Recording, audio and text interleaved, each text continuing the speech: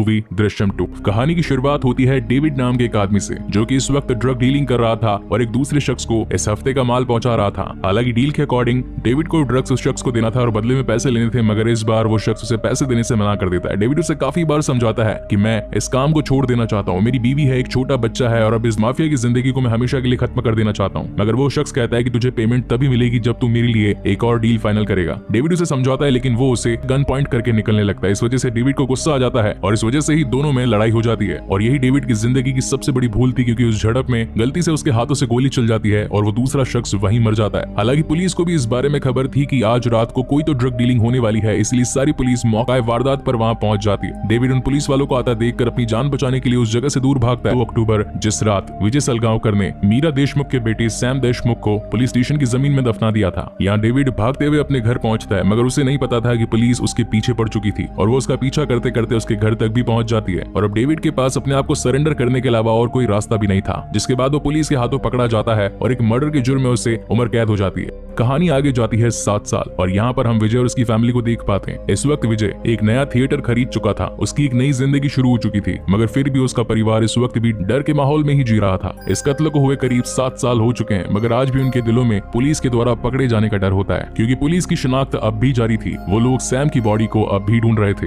इन बातों से अंजू काफी ज्यादा परेशान थी, क्योंकि उसी की वजह से ही सैम की डेथ हुई थी। ये बातें हमेशा से अंजू के दिल में रहती थी और उसे इन बातों से कई बार दौरे भी पड़ते थे। फिल्मों का शौकीन विजय अब एक केबल ऑपरेटर से थिएटर ओनर जो बन चुका था, वो अब एक खुद की मूवी भी प्रोड्यूस करना चाहता था, मगर उस मूवी के बजट के लिए उसके पास इतने ज्यादा पैसे नहीं थे। उसकी पत्नी नंदिनी हमेशा बजट के लिए उससे पूछा करती थी कि सारा पैसा अपनी मूवी में ही लगा दोगे या अपनी बेटी की शादी के लिए भी कुछ रखोगे। तो विजय का सिर्फ एक ही जवाब था कि मैं जो भी कर रहा हूँ अपने परिवार के लिए ही कर रहा हूँ, तुम टेंशन मत लो, जो होगा सब कुछ सही होगा। विजय ने अपनी कहानी को खुद लिखा था और इस मूवी को डायरेक्ट करने के लिए वो एक जाने माने डायरेक्टर से मुलाकात करता है। हालांकि विजय ने कहानी तो पूरी लिख ली थी, मगर इस वक्त भी वो क्लाइमैक्स को लेकर काफी ज्यादा कंफ्यूज था और इसी वजह से वो आज डायरेक्टर से मिलने के लिए भी आया था। इन दोनों की बातचीत से हम व्यूअर्स को ये पता लगता है कि अब ये लोग उस क्लाइमैक्स को फिर से लिखेंगे और इस कहानी को एक नया रुख देंगे, और ये नया रुख क्या होने वाला है वो तो आपको इस कहानी के एंड में ही पता चलेगा। जिसके बाद एंट्री होती है इस कहानी के one of the lead character Gaitonde. इस वक्त गाय तोंडे को आईजी सर का कॉल आया था, जो कि उसे मिलने के लिए अपने घर बुलाते हैं। इनका नाम होता है तरुण एलावत और इस वक्त मीरा देशमुख भी लंदन से पहुंच चुकी थी। साफ तौर पर कहा जाए तो इस केस को अगेन रीओपन किया जा रहा था,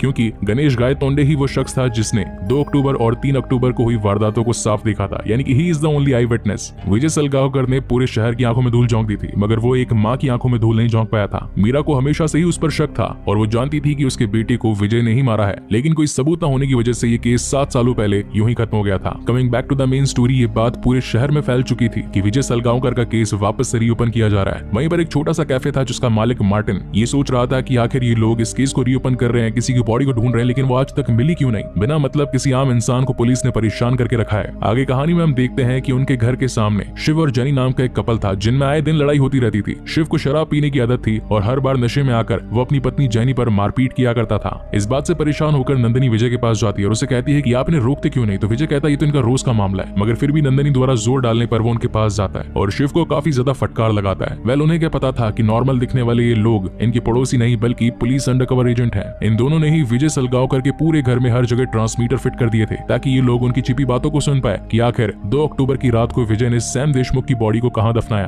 अब यहाँ पुलिस अपनी इन्वेस्टिगेशन शुरू करती है और ये पता करने की कोशिश करती है कि आखिर 7 साल पहले 2 अक्टूबर की रात को वहाँ उस वक्त कौन कौन मौजूद था। दूध वाले, अखबार वाले और साथ ही अपनी दुकान को जल्दी ओपन करने वाले करीब 3:30-4 बजे तक उठ जाते हैं, और जिस वक्त विजय ने उस बॉडी को दफनाया वो वक्त भी करीब 2 से 4 के बीच का ही था। अगर विजय रात को 1 बजे अपने घर से निकलता है और वापस 4:30 बजे लौट आता है, तो इसका मतलब ये है कि वो 45 किलोमीटर के रेडियस से ज्यादा दूर नहीं गया होगा, यानी कि उसके घर से 45 किलोमीटर के रेडियस में ही हमें वो बॉडी मिल जानी चाहिए। यहाँ ये सभी पुलिस ऑफिसर्स, दूध वाले, अखबार वाले और सभी अपनी शॉप्स जो जल्दी ओपन करते हैं उनसे काफी ज्यादा पूछताछ करते हैं, मगर फिर भी इनके हाथ कोई सबूत नहीं लगता। मगर गाय तोंडे, जो कि विजय सलगांवकर के पीछे अपने हाथ धोकर पड़ा था, वो इन्हें एक आइडिया देता है कि क्यों ना शहर में एक अफवाह फैला दी जाए। जिसने भी विजय सलगांवकर को 7 साल पहले 2 अक्टूबर और 3 अक्टूबर के बीच में देखा हो कहीं पर खुदाई करते हुए, तो उसे सरकार 5 लाख रुपए इनाम देगी। वहीं दूसरी ओर हम डेविड को देख पाते हैं जिसके 7 साल पूरे हो चुके थे और वो अपने घर आया था अपनी बीवी से मिलने के लिए। उसका बेटा बड़ा हो चुका था। वो लोग इतने गरीब थे कि उनका बच्चा स्कूल नहीं जाता था, उसकी माँ घर पर ही अपने बच्चे को पढ़ाया करती थी। डेविड आकर अपनी पत्नी से कहता है कि अब मैं आ गया हूँ, मैं सब कुछ सही कर दूंगा। इस पैसे की कमी ने ही हमारे जीवन को बर्बाद किया था, अब उन पैसों से इस घर में खुशियां आएगी। और वो निकल पड़ता है शहर में जॉब के लिए, जहाँ मार्टिन उसे बताता है कि उनसे मिलो, वो है विजय सलगांवकर, शायद वो तुम्हारी इस काम में मदद कर सकते हैं। और जैसे ही डेविड विजय को देखता है उसे याद आता है कि उसने विजय को आज से 7 साल पहले करीब रात के 2 से 4 बजे के बीच एक पुलिस स्टेशन में खुदाई करते हुए देखा था। मीनवाइल हम आईजी तरुण अलावत को देखते हैं जो कि इस वक्त विजय के घर के पीछे के गार्डन में आकर उसकी जमीन को देख रहा था। ऊपर खिड़की में खड़े होकर नंदिनी और अंजू ये सब कुछ देख रहे थे। जिसके बाद आईजी उनके घर में एंटर कर जाता है तो नंदिनी उससे पूछती है कि हम आपकी किस प्रकार हेल्प कर सकते हैं, जहाँ पर तरुण उन्हें कहता है कि मदद तो आप लोग करोगे ही, बस इंतजार है तो सही वक्त का। उसके घर से निकल जाने के बाद में सीधा नंदिनी विजय को कॉल करती है। तरुण तो बस उनके घर पर उनके चेहरे पर आई शिकन को देखना चाहता था कि अगर उन्हें इस बात का डर है कि 7 साल पहले उन सभी ने क्या किया है तो वो डर जाएंगे, और ये डर अब वो भांप चुका था। वहीं दूसरी ओर डेविड को जब उन 5 लाख रुपयों की न्यूज के बारे में पता चलता है कि जो भी सलगावकर के खिलाफ सबूत देगा उसे 5 लाख मिल जाएंगे, तो वो तुरंत ही पुलिस स्टेशन में पहुंच जाता है और इस न्यूज के बदले उनसे 25 लाख रुपयों की डिमांड करता है। इस वक्त गायतोंडे भी मौजूद था। वो उसे गाल पर चांटा मारकर 10,000 रुपए ऑफर करता है, लेकिन डेविड अपनी बात पर अड़ा रहता है। इसी वक्त मीरा देशमुख भी वहां पर पहुंच जाती है जो कि कहती है कि अगर तुम्हारी बात में सच्चाई हुई तो तुम्हें पैसे मिल जाएंगे, मगर जब तक बॉडी नहीं मिल जाती तुम इस पुलिस स्टेशन में ही रहोगे। उसके बाद पूरे पुलिस स्टेशन पे ग्रीन कलर के कपड़े लगा दिए जाते हैं, यानी कि अंडर कंस्ट्रक्शन का काम स्टार्ट हो जाता है। इस बात को विजय सलगावकर बहुत ही अच्छे तरीके से जानता था कि एक न एक दिन पुलिस स्टेशन में खुदाई जरूर होगी, और इन्हीं बातों का ध्यान रखते हुए उसने अपने ऑफिस के बाहर सीसीटीवी कैमरास लगा दिए थे। आम लोगों को तो लगेगा कि वो सिर्फ अपने आप की सिक्योरिटी के लिए कैमरास लगा रहा है, लेकिन विजय का दिमाग उन लोगों की सोच से कहीं ऊपर था। उसने अपने कैमरास की डायरेक्शन इस तरीके से रखी थी कि उसे थिएटर के सामने मौजूद पुलिस स्टेशन बिल्कुल साफ साफ नजर आए, और अब जिस बात का डर था वही हो जाता है, यानी कि पुलिस स्टेशन में खुदाई के बाद सैम की बॉडी का कंकाल मिल जाता है। और अब बारी थी उस स्केलेटन के डीएनए टेस्ट की, और अब तो पुलिस वालों को भी विजय सलगावकर की फैमिली से पूछताछ के सारे ऑर्डर्स मिल जाते हैं, जिसके अगले ही दिन वो सभी उसकी पूरी फैमिली को पुलिस स्टेशन में बुला लेते हैं, जहाँ पर इस वक्त आईजी तरुण अलावत और साथ ही मीरा देशमुख भी मौजूद थी। विजय को ये बातें बताई जाती है कि जिस रात 2 अक्टूबर को तुम सैम देशमुख की बॉडी को पुलिस स्टेशन में दफना रहे थे, उस वक्त एक इंसान ने तुम्हें ऐसा करते हुए देख लिया था। लेकिन इस बात को सुनकर विजय साफ मना कर देता है और कहता है कि हो सकता है कि वो शख्स कोई और होगा, जिसके बाद उसे डीप इंटेरोगेशन करने के लिए उसकी फैमिली से अलग बिठा दिया जाता है। अब जहाँ एक तरफ तरुण अलावत विजय से इंटेरोगेशन कर रहा था, वहीं दूसरी ओर उसकी फैमिली पर गणेश गायतोंडे अपने हाथ उठा रहा था। विजय तरुण को ऐसा करने से मना करता है, काफी मिन्नतें करता है, मगर फिर भी गणेश गायतोंडे पहले नंदिनी को अपना शिकार बनाता है, उसके बाद अंजू को और उसके बाद छोटी बेटी पर भी अपना हाथ उठाने वाला होता है। मगर तभी विजय बोल पड़ता है कि ठीक है, रोक दो सब कुछ, मैं सारा कुछ सच बताने के लिए तैयार हूँ। जिसके बाद बारी आती है विजय सलगावकर के कन्फेशन की, जिसमें वो सब कुछ सच सच बताता है। जिसमें वो बताता है कि 2 अक्टूबर की रात को वो अपने ऑफिस में था। उस वक्त वो अपने फ्रेंड्स के साथ बैठकर शराब पी रहा था, और जब शराब पीने के बाद वो अपने घर गया तो उसने देखा कि उसके घर का दरवाजा खुला था, और जैसे ही वो घर के अंदर गया तो अचानक से किसी और शख्स ने उसके ऊपर प्रहार किया, जिसके बाद उन दोनों के ही बीच लड़ाई हो जाती है। और इसी झगड़े के चलते विजय के हाथ एक सरिया लग जाता है और बाय मिस्टेक वो उसके सर पर लग जाता है, जिसकी वजह से उस पर्सन की ऑन द स्पॉट डेथ हो जाती है। उसके बाद उसने उस बॉडी को पुलिस स्टेशन में दफना दिया, क्योंकि उस वक्त पुलिस स्टेशन की कंस्ट्रक्शन का काम चल रहा था। इस बारे में उसकी फैमिली को भी कुछ नहीं पता है कि आखिर विजय ने उस बॉडी को कहां दफनाया। इस कन्फेशन के खत्म हो जाने के बाद में उसकी पूरी फैमिली सहमी हुई थी, क्योंकि उन्हें अब ये लग रहा था कि अब तो पुलिस वाले विजय को छोड़ेंगे ही नहीं। मगर विजय की प्लानिंग तो कुछ और ही थी, जिसमें या तो विजय पूरी तरीके से हारने वाला था और या फिर पूरी तरीके से जीतने वाला था। जिसके बाद सीन शिफ्ट होता है नेक्स्ट डे, जहां पुलिस आकर उसे पकड़कर पुलिस स्टेशन लेकर जाने वाली होती है। वहीं आईजी सर भी काफी खुश हो रहे थे, क्योंकि उन्हें ये लग रहा था कि इस पूरे केस में उनकी जीत हो चुकी है। तभी एक पुलिस वाला आकर उनसे कहता है कि कोई शख्स है जो आप लोगों से मिलना चाहता है, वो काफी टाइम से मिन्नतें कर रहा है। तो मीरा कहती है कि ठीक है, उसे अंदर बुलाओ, और वो शख्स होता है उस मूवी का डायरेक्टर, जिससे विजय ने अपनी पूरी मूवी की डायरेक्शन करवाई थी। और यहीं से ये कहानी एक अलग ही रुख मोड़ लेती है और सारे पत्ते खुलने लगते हैं। डायरेक्टर आकर पुलिस स्टेशन में आईजी से कहता है कि मुझे विजय को पहचानने में बहुत बड़ी भूल हो गई। वो बताता है कि विजय से उसकी मुलाकात 2016 में हुई थी, जहां पर वो एक फिल्म बनाने के बारे में मुझसे मिलने के लिए आया था।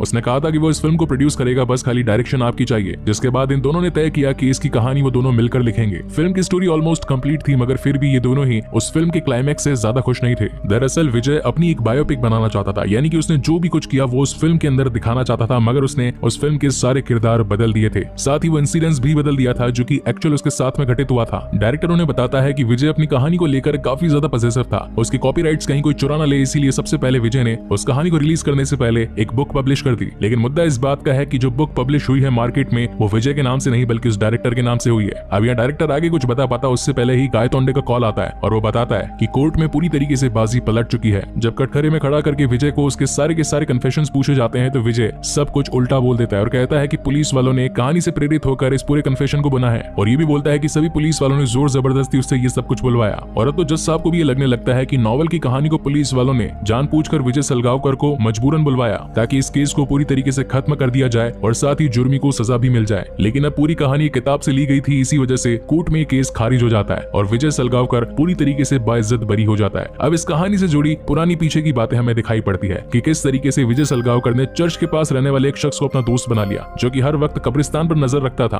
उस बंदे को हर उस बॉडी के बारे में पता था जो कि दफनाई जाने वाली होती थी। विजय की तलाश काफी टाइम से एक ऐसी बॉडी पर थी जिसकी कद काठी same to same Sam Deshmukh से मैच करती हो। उसने पहले उस चर्च के पास रहने वाले बंदे को अपना दोस्त बनाया, उसकी बेटी की शादी में होने वाले खर्चे को दिया, उसके बाद डीएनए टेस्ट वाले ऑफिस के एक चौकीदार को अपना दोस्त बनाया और अब यहाँ से सारी कड़ियां जुड़ने लगती है। बेसिकली 7 सालों तक सैम की बॉडी जमीन में दफन जरूर थी और जिस दिन उसकी बॉडी को जमीन से निकालकर फॉरेंसिक लैब भेजा जा रहा था तो विजय ने चर्च वाले बंदे से सैम की कद काठी वाले स्केलेटन को ले लिया और फॉरेंसिक लैब के जो चौकीदार से उसकी दोस्ती हुई थी तो रात को चुपचाप जाकर असली स्केलेटन को खुद के पास लेकर नकली वाले को रख दिया ताकि अगले दिन जब फॉरेंसिक लैब से डीएनए टेस्ट की रिपोर्ट्स आए तो उसमें ये पता चले कि वो डेड बॉडी सैम की थी ही नहीं। और इस तरीके से मूवीज देखने वाला एक छोटा इंसान जिसके बेहतरीन माइंड ने उसे और उसकी पूरी फैमिली को एक बहुत ही बड़ी प्रॉब्लम से बचा लिया। इस कहानी के एंड में हम ये देख पाते हैं कि विजय ने जब सैम देशमुख के असली स्केलेटन को जलाया तो उसकी अस्थियों को जाकर उसके पिता को सौंप दिया क्योंकि वो अपने बेटे की आत्मा को शांति दिलवाना चाहते थे। इस पूरी कहानी में मीरा को ये लग रहा था कि इन 7 सालों तक उसने विजय पर नजर रखी है, मगर उसे क्या पता था कि इन 7 सालों तक विजय ने ही उनकी फैमिली पर नजर रखी है। और इसी के साथ ये शानदार कहानी यहीं पर खत्म होती है। सो गाइस, आपको ये वीडियो कैसा लगा प्लीज मुझे लाइक और कमेंट करके जरूर बताइएगा और अगर पहली बार इस चैनल पर आए हैं तो इसे सब्सक्राइब जरूर कीजिएगा क्योंकि ऐसी ही बेहतरीन मूवीज में आप लोगों के लिए